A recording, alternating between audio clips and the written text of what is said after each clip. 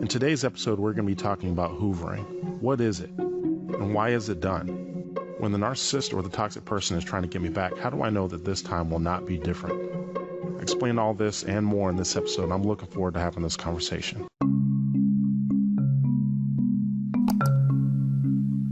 The topic of hoovering has come up quite a bit, not only in my one-on-one sessions, but also in my group sessions as well.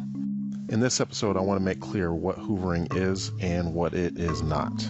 In other episodes, I've talked about the three phases of narcissistic abuse: idealization phase, devaluation phase, and the discard phase. Each one of these phases has a few subcategories.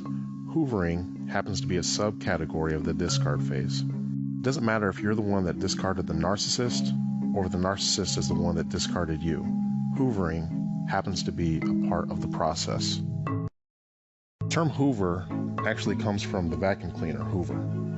The reason why it's called hoovering is because of the narcissist's attempt to try to suck you back into the relationship. Now I want to pause there for a second, because anyone who's been through a breakup knows that people oftentimes will break up and then miss each other and have regrets of splitting and want to get back together. Now I would like to explain the difference. Quite often in a good and a healthy relationship, two people will have a blowout, will have an argument, or will just have a disagreement, and will end up splitting, will end up breaking up. They may say things and they may even do things that both will regret.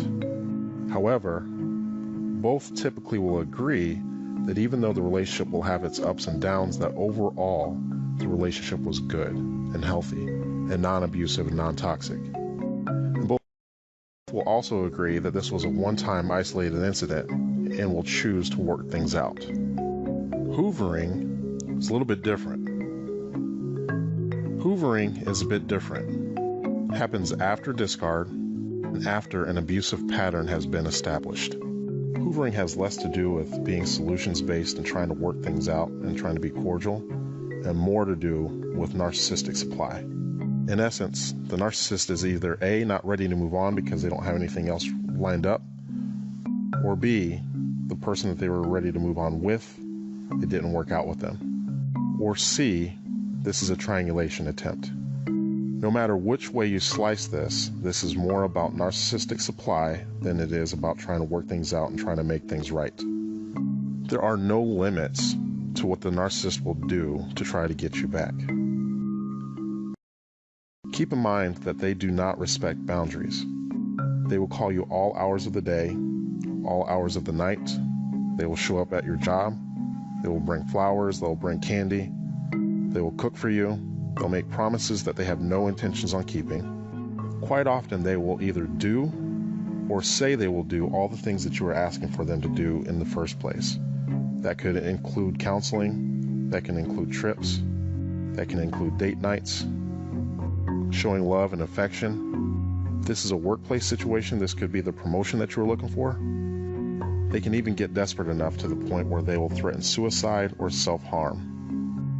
I think it's important to note that if that is the case, it's not your responsibility to play superhero and go check on them, and it's also not your responsibility to stay with them. Doing so would only enable the behavior and possibly further escalate the behavior in the future.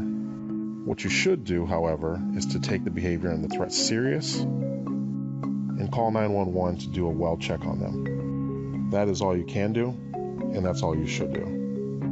This not only keeps you safe, but also keeps them safe as well. You have to understand that narcissists are emotional manipulators, and they will say exactly what you want to hear to be able to get you back. They will call your friends, they will call your family members, they will even have them relay messages to try to get you back. They may even convince your friends and your family members that you should give them a second chance.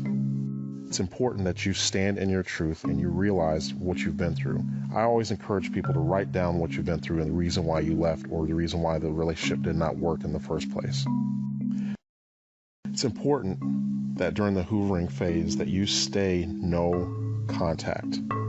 I would resist any temptation to read emails or text messages from them. for a couple of reasons. Number one, they're going to pull at your heartstrings. Keep in mind, like I said earlier in this episode, they are emotional manipulators, and they know exactly which buttons to press to get you back. Everything that you wanted them to be, they will make promises to become that to get you back. And I get the question all the time, when they're making these promises, how do we know that this isn't that one time, that one glimmer of hope that they are actually going to make a change, that they're actually going to go to counseling, that they're actually going to turn that corner? And that's a great question. But with every narcissist, there's a dark triad. And as clinicians, I don't think that we do a good enough job of explaining what the dark triad is. Every narcissist is comprised of 3 items: Machiavellian, psychopathy, and narcissism, obviously. Right now, I want to highlight the Machiavellian portion of this triad. So what does Machiavellian mean? What is it? It's the ability to spin any and every situation into your favor. And I'm sure that anyone who has had any type of experience with a narcissist just said to themselves, oh my God, I know exactly what you're talking about. So let's pretend for 1 second that everything that the narcissist is saying about the changes that they're going to make are 100% true and 100% accurate, and that they have every single intention on becoming exactly what you're looking for.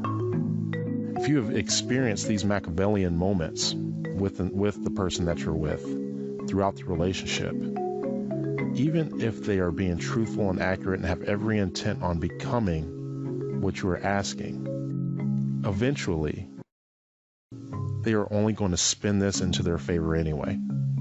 Which brings me back to my original point.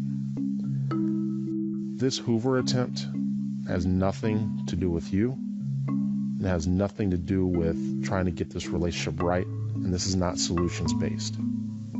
Hoovering is all about them. This is about their narcissistic supply. This is about them fulfilling their needs. So even this Hoover attempt is another Machiavellian situation. So I hope this episode has brought some clarity to what Hoovering is and why it's done. It's nothing to do with being solutions-based, but it has everything to do with the narcissist trying to fulfill their own needs.